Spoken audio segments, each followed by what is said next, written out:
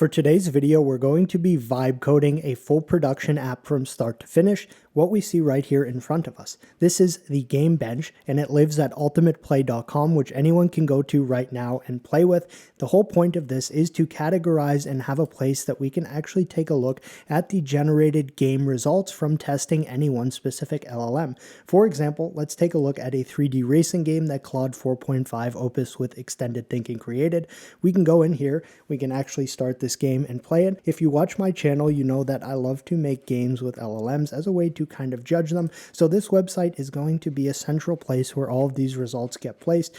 The source code is available for anyone, and you can go back and basically play these, and this will be filled in as we continue to progress and test new models. This was entirely built with Emergent.sh. It was deployed through their platform onto my own custom domain, and it really was quite a fun and awesome experience. So let's jump into it.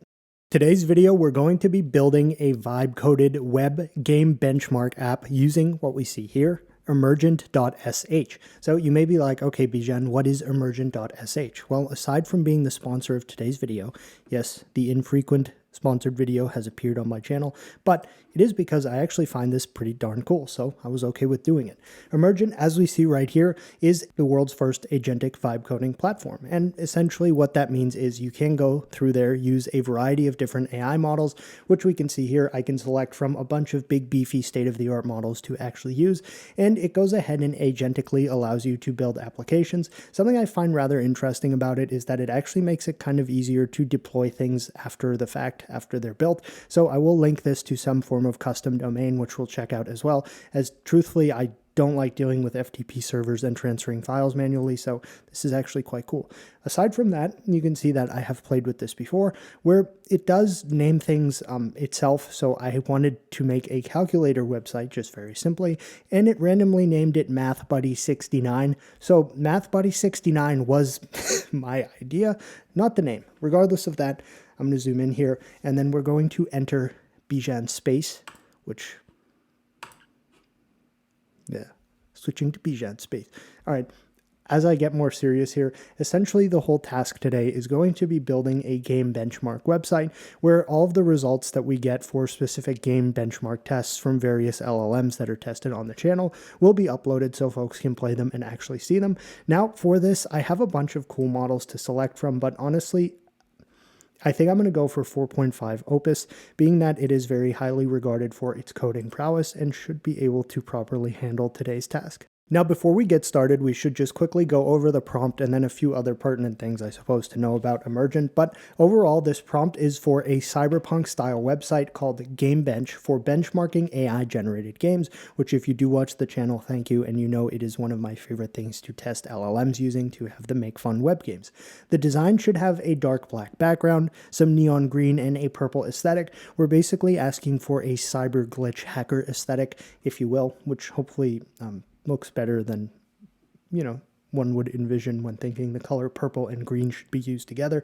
The structure should have a homepage with game categories, and essentially the whole aspect of this, without reading through the prompt verbosely, is that it should show the categories for different games, such as the Flight Combat Simulator game, and then in those results, we'll actually be able to see the specific games that were generated by a specific model. So for example, say I'm putting the Claude result, we'll be able to click on it and actually play the game from within the website. Beyond that, there will just be some arbitrary scoring metrics, which I will myself fill in, which leads us to the admin backend part of this, which is always where this will be easier because they actually handle a lot of that stuff in deployment, where it will have a password protected admin area where I can add and edit games and things of that sort. Now, I wasn't 100% cool with like manually scoring these because I don't know, but it seems folks like to see random YouTubers come up with arbitrary numerical scores for AI generated results. So I figure I'll throw my hat into that ring. Now, as we basically are ready to go ahead and send this prompt, let's just look at some of the things about this UI first. So to go through these really quickly, this is to attach files here. So they do actually mention in some of their knowledge base documents that you can actually give it examples of things that you like. So even a picture of a website that I want to borrow from. Following that, we have GitHub integration right here. This selection is for different specific agents, and this is definitely more of an Emergent specific thing because each of these are kind of on their end and crafted for performing different tasks. We can see there's one for prototype, one for mobile. In this case, I'm just going to keep in the default E1 here, which is listed as stable and thorough, although I am tempted by E2, which is thorough and relentless, but for now we'll leave that. Ultra is essentially akin to like enabling deep thinking or extended thinking in any specific AI model that you are using. Then of course we have the model selector, followed by something that's actually pretty cool. You can add in MCP servers and things like that. There are even specific templates that you can go ahead and use for this. So there's a full stack template, there's a base Python template, and something you'll see as we get into this, which is kind of cool, is it's doing a lot on the back end here in terms of actually building all of this out. So we'll be able to see more of that as this is going. And then finally, you can speak to it if you like to instead. And there are just some showcase applications here of things folks have generated and some random things here for those who perhaps don't necessarily have any specific thing they want to test. You could just click one of these and watch it work. But being that we do have a very nicely crafted, in my opinion, prompt, let's just go ahead and get started. Now, it is in fact possible that I did go ahead and kind of borrow from the Emergent like stylistic elements here for this app preview and like program. Basically, I liked this cyber aesthetic, so I kind of borrowed that design decision for this game bench. But regardless, let's see, you get a first default message like, okay, welcome, I'm going to start building this right now. And this is cool because this will first and foremost show us a preview of the application once it starts to be generated, but there's a lot more we can do from this right-hand pane here. However, regardless of that, we did get an initial question, which is good and something I want to see because this kind of encompasses the agentic vibe coding where it's programming for you, but you also are able to speak to it conversationally. So it asked me a few questions here, basically asking, do you want me to populate data? Which I said, no, I'm going to go ahead and do that myself. Something about game code execution, asking if I want any additional features, as well as an admin password, which I will inevitably have to blur out here. But regardless of that, let's just go ahead and send that in so it can proceed with actually building this. Now, keep in mind, there's going to be a lot of things, there's stuff that's going on in the back end. So this is something we may time-lapse portions of, but if we scroll down here, we do get some pertinent information about what exactly is going on here. And interestingly enough, and important to note, especially if you're working on a project that is perhaps more intricate than a kind of light and passion project website like this, is that you can save things to GitHub, which is always a smart way to do things, as it kind of just gives you a save file, if you will. All right, so we're getting our design guidelines set up right here, and we can expand things that we see. So this is basically just kind of, I don't know, execution in process, all right, or progress, okay? So we'll see what happens. So currently our design agent is running, as we can see right here, and in the app preview pane in the right, it will begin to show us the semblance of our end result once it actually starts generating it. But don't get confused and think that it is actually showing us the completed result, as it will show us how it looks in progress, which I personally do like, because at that point you could also interject earlier on if you see something you don't necessarily love. And we can see right here, as we actually click on the design agent right here, it's going ahead and doing web search for cyberpunk UI designs and things like that. So it's going to be using these images to actually give itself like a mood board inspiration or something like that, which is kind of cool. I very much like that. And then it has created itself a little app design guideline JSON using some of the inspiration it found with these cyberpunk design aesthetic things, which I do very much like. So it has completed there. And basically, as we see, I'm not going to verbosely just read through every single specific process that's going on here with every agent, but this will overall, even if I time lapse it, give us a summary of exactly what is going on here in terms of the build process. So although this is still going ahead and generating what we'll see here in the app preview, there is actually something really neat I want to show here, which also does do a good job of kind of showing us there's a lot more going on in the back end here. So if we click in the top right here, this code button, it's actually going to give us a web URL to go to a web-based IDE, as well as a password with which we can access it. So let's just go ahead. I'm going to just copy the password and we'll open the browser, which will open this link for us. And what's really cool is this is going to give us a web IDE that is going to show us every single thing that is going on here that our agent is actually configuring, which I think is kind of neat. So as we see right here, when this loads, we basically get like the entire application that's being built for us. Obviously, this does not have a ton of things in it right yet because our agent has really just begun working, but I find this to be very cool, and this is just entirely web-based, so this is something you can go ahead and actually kind of play with yourself. So if there's something you wanted to modify or something like that, you can go ahead and do so. And I just think this is kind of neat and wanted to showcase this feature. Ooh, all right, we got our first look at it. I do get a bit excited for these things, you know. All right, so that is a subtle glitch effect. Now, truthfully, I may have to go ahead and give this some additional follow-up here. Oh, look. Okay, so we get a screenshot right here, so it's actually being able to visually see what it's doing. Interestingly enough, that's something as well Google's anti-gravity IDE does, where it can actually go ahead and visually look at things it's generated, which is a very cool way to think about actually allowing these models to see the things they're generating beyond just looking at the code. Okay, we're getting some feedback. Now it's testing admin access, and this is something else that's really cool about this is it actually has agents that can go ahead and test the functionality to see if things are broken. So there's almost like an automated testing capability here as well. And truthfully, this is actually extremely useful in my opinion. So the sub agent was going ahead and testing things as we see right here. And it does give me the ability to go ahead and finish the sub agent if I would like to, but I'm going to go ahead and just allow this to actually continue doing what it is doing. We can scroll down a bit right here. Now, inevitably, this is kind of simple, but we did give it a relatively simple task, especially considering that I'm going to be the one filling in most of these things. But I love seeing the admin access screenshot right here, which we can click on to expand. And even the way it has that author. Okay, well, we don't need to go through the result right yet because it's not 100% done, but this is really just kind of cool to play with. And especially because this will be something that is relatively simple to actually deploy, so we can go ahead and actually see and play these games. It also does give us some statistics, and there is a subtle glitch effect, although I would like some kind of matrix style like numbers and things flowing in the background, which may be a subsequent update we ask for. As this testing agent is actually running, we can go ahead and click on this little piece right here, which will go ahead and actually show the process the agent is going through to actually try to test this application, which is really quite cool. So it's going ahead and testing the admin page, the home page, and things of that sort.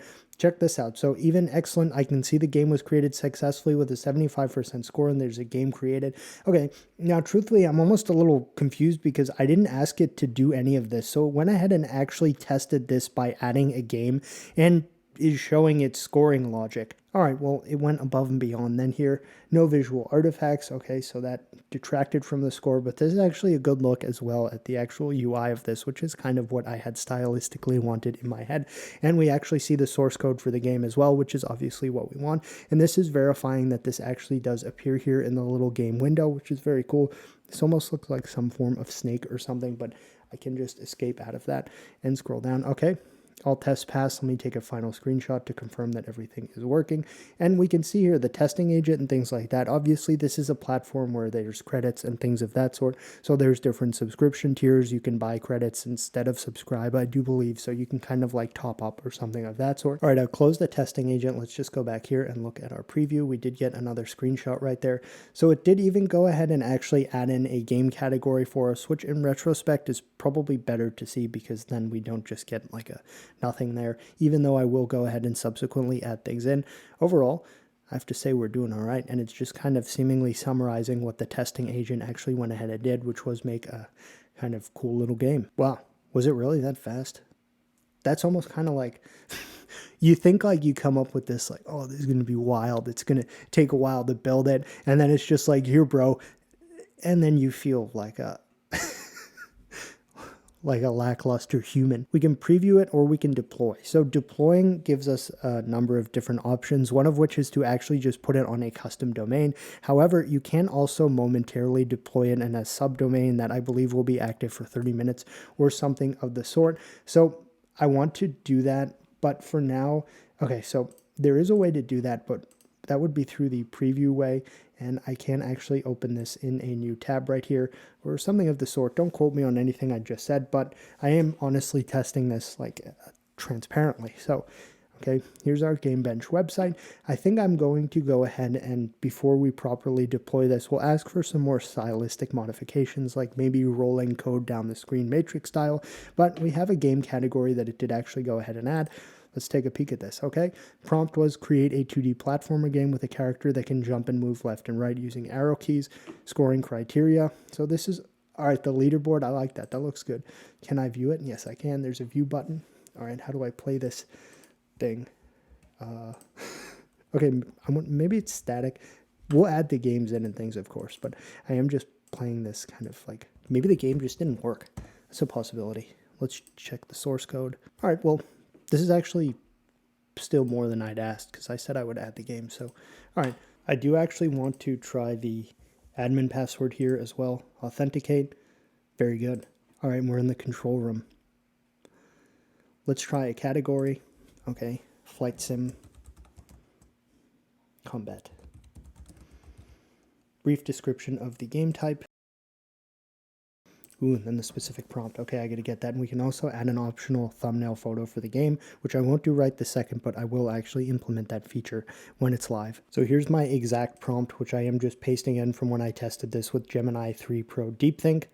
All right, and they have the prompt right there. So I will need to also go ahead and add in a result, but that was just creating a category here. So, okay, I should now be able to click in this category. Oh, I have to click in games and then add a game, and I'll be able to select a specific category.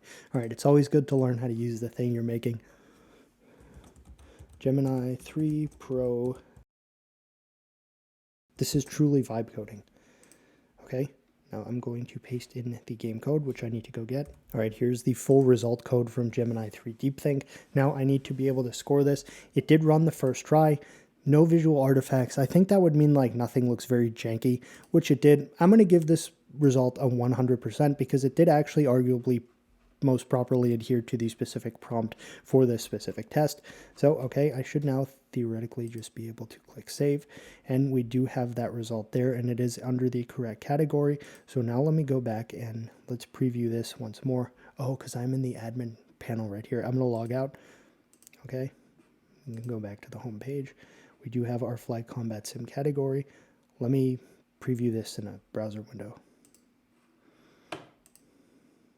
Okay, we have our prompt here. All right, that could be another thing to maybe change, is to make this look a little more like organized.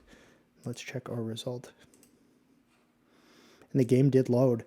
Damn, this is good. So anyone can now hypothetically go ahead and actually see what the heck I was talking about when I said that it was hard to play this game. Now I noticed there's like kind of a raster effect over this, and maybe that's something the website did for the actual result. But keep in mind, I mean, this is almost like a it's just like a game website as well. That's why it needs to be admin locked, because oh yes, of course, and we had that. Okay, and we can just kind of escape out of that and remember that we're actually just in our vibe coded website we made with Emergent. We do have the ability to see the source code here as well, so anyone could take that and actually vibe code off of that if they would like to. Let's go back now, and basically the website is quite good. All right, a few things I think I will ask for changes, but overall it works, and this is pretty much exactly what I'd envisioned. So Bijan likes. No. All right, although truly I am quite pleased with this, I want to go ahead and just try a little bit more. So I have given it a couple of things that I would like to have improved or modified. I want a sort of quote-unquote matrix text effect when the cursor moves around on the home page, just to kind of give a little more visual pizzazz or spice, if you will, to this result. Following that, in the page for the game categories, which we see right here, when the prompt gets displayed in the left-hand pane, which it does when this is full screen, so it's, I mean, this is scaling depending on the width that the page is being displayed within, which is a good thing, but I think there's probably a more visually eloquent way to display this when prompts are very long like this. So I've just asked it to go ahead and handle both of those things. Now, being that the agent is waiting, I'm just going to send that back right there, and we're going to see the changes be made. All right, I'm excited because it's going to update the homepage to use the new matrix cursor, which I haven't yet seen, but I am excited to see. Very good. As we saw right there, well, maybe depending on if that was in the video or not, it did just show us the live modification where it changed this generation prompt to look more like it would be displayed in an IDE, and it does concatenate it because we can see we have the option now to show the full prompt, which can be very long. Hypothetically, I think if I just go back to the home page of this, it will show us, yep, that is spot on what I wanted. Where, okay, but I will have a sub request here where I think the numbers that are following the cursor are moving down too fast maybe, and also they could be a bit more like smooth. So still, I mean, that was pretty quick. Ooh, I didn't notice that hover effect. You know, I like hover effects if you've seen some of my Steve's PC repair website tests. I suppose I will spend a little more time previewing this in just its own browser window.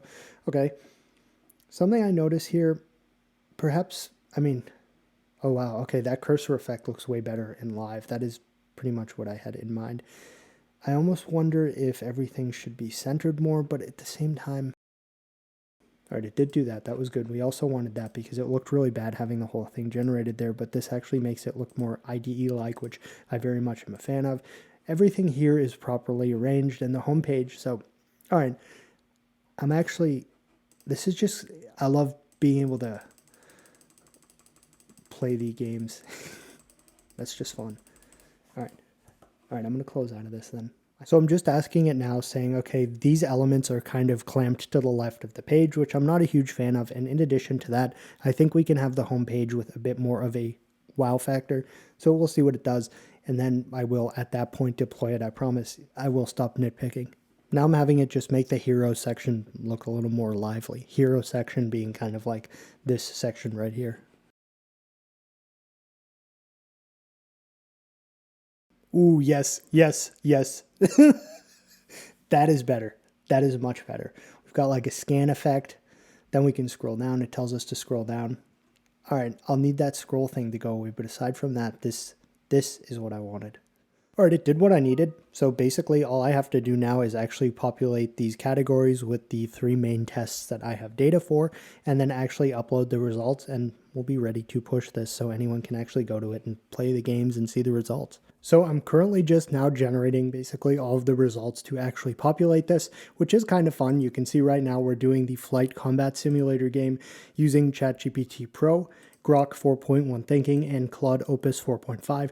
Obviously, we do have a result from this from Gemini 3 Pro Deepthink, but it makes it super simple to actually go ahead and just add everything in here using the admin pane. And I am, of course, just testing them, so let's just randomly try the Grok plain result. Okay. All right. Well, this is kind of how we would go about scoring some of these things. All right, so with the Grok game here, we can go into the games pane and we're going to add a new game, which in this case will be the Flight Combat Simulator, and then we add the model. So Grok 4.1 Thinking, and then it is beta, so we'll put that in parentheses. Then we just paste the entirety of the game code right here, and then we score it. So it did run the first try. And the no visual artifacts one, I'll probably have to change that because it is a little confusing. I'll just do runs first try. So then we actually have the score right there, but it is this simple to actually go ahead and add these in. And these are all being added to the correct category for the specific test. All right, so Opus 4.5 finished its result. Sky Fury.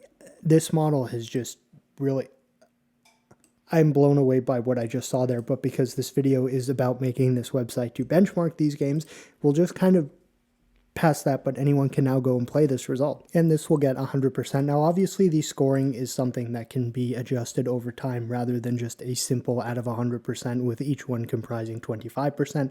But still, this is, and now, like, basically, as I'm adding these in, we can go ahead now to the home page right here. Let's go into the Flight Combat Simulator section, and then we're going to be able to go ahead and see these specific results. And then they open right here, so anyone will actually be able to come in here and play this just like this, which is really kind of awesome in my opinion. I've wanted to do this for a while, and this gave me like the perfect like platform to go ahead. Oh, it even puts different colored trophies for gold, silver, and bronze. So something I did want to actually touch upon, even though this is a video that was sponsored, I'm not going to discount going through terms of service and things like that. I'm very, very picky about the sponsored videos I take. Something that was very important to me to take a look at here, especially even when doing this little game bench idea, is seeing, okay, does me having made this through their platform basically give them ownership of it? And that was something I looked at before even speaking. But this is, okay, so you retain all ownership rights to your content subject to the licenses granted herein. And then they do have a little bit more pertinent information about this, but it says this license does not grant us the right to sell your content or otherwise distribute it outside our services. And finally, again, right here, Emergent places no restriction on your use of generated code and makes no claim to ownership of applications you develop. So just things that I wanted to specifically make sure that I touched upon, touching on 20 minutes or so now with the Flight Combat Simulator result for GPT 5.1 Pro. And once I add this in and test it, we will just get GPT 5.1 Pro to make the 3D drag racing game, and then the actual initial at least results will be completed and I can deploy this app. Alright, so I'm still waiting on GPT to make the drag racing result, but I have to say the flight combat simulator result that GPT Pro mode made, which I did actually just tell it to answer now, which is the button you can click. It took 30 minutes to think. It actually was really kind of impressive.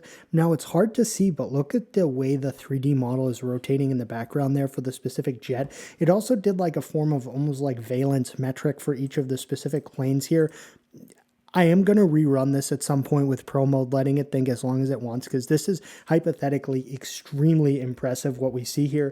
So I'm going to hop back here to Emergent, and this is the first time I will be deploying this to an actual like custom domain of mine. So they do mention you can do a pre-deployment health check, which was 2 to 3 credits, which I think I can do. So I'm just going to go ahead and do that. And this is essentially, from what I understand, going to go ahead and just check the domain to make sure everything in the code, not the domain, to make sure the code and the actual thing that was built is properly ready to be put live on the internet. And this is using the reviewer agent, so we can basically go here and see what it's actually doing for this pre-deployment health check if we so desire. And as we see, it was a good idea to actually run the pre-deployment health check because the deployment agent found one critical issue, and it is just going to hand it back to the agent to fix, and then we'll be able to go ahead and deploy. Alright, everything has been successfully completed and ready for deployment, so I'm going to click the deployment button. We already did the pre-deployment health check, so I don't need to go ahead and do that once more. I'm going to just click start deployment. Okay, it recommends that we preview it first, which we did for a long time, and everything seems to work nicely. So I'm just going to click deploy now, and then we will walk through whatever the actual full deployment process is, being that I do want to ultimately put this on my own special domain. So we'll see what happens. So the website is now live, and we do see the option to link a custom domain, which we're obviously going to go ahead and do, but I can't help but want to click this visit button. Oh, okay. Service temporarily unavailable. It is very possible that it is not currently yet live. It could take a little bit, just like that. So now that we refresh it, this is live on the internet, and we can see that everything is kind of showing up here. The games do actually appear, which is quite awesome, but I want to sell my custom domain, so we'll do that now. So my next step is going to be to click the link domain button, and I am going to enter my domain name right here, and then I will go ahead and link this manually. You do have the option as well, if you have a supported service, to make it far simpler, where basically it can authenticate on your behalf and then go and put in all of the specific information into the domain settings that will allow it to actually be set up automatically, but I will hardcore manually link this. So I figure a good domain for this would be ultimateplay.com, considering it is a game benchmarking website, and I'm going to click link manually, which should just give me some pertinent information of things I need to enter into my DNS settings. So we can see that the domain is now properly linked. The custom domain section does show that it is linked, and of course it now lives at ultimateplay.com. This is not going to be just like, oh, I built this for the video and then I'm going to shut it down. This is going to persist. So this is something I've wanted to build for a very long time now. Basically a website where all of the cool game results that we get in any of our LLM testing, we can go ahead and actually put the prompt online, put the actual result online, and then folks have a place that's like centrally located for these actual game results to live forever. So perhaps we can use that to track progress of AI. But regardless of this, let's just go to the website now to see that the app we just built here from start to finish is now live on the web and works.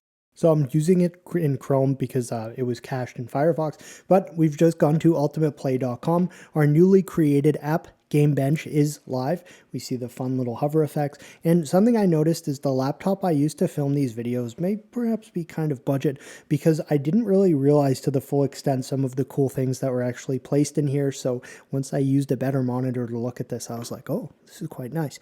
Regardless of that, this is live on the World Wide Web now. And let's go ahead and I suppose we can click on one of these results. So the racing game that Claude Opus created with extended thinking was actually really quite impressive. So let's just go ahead and play it right now.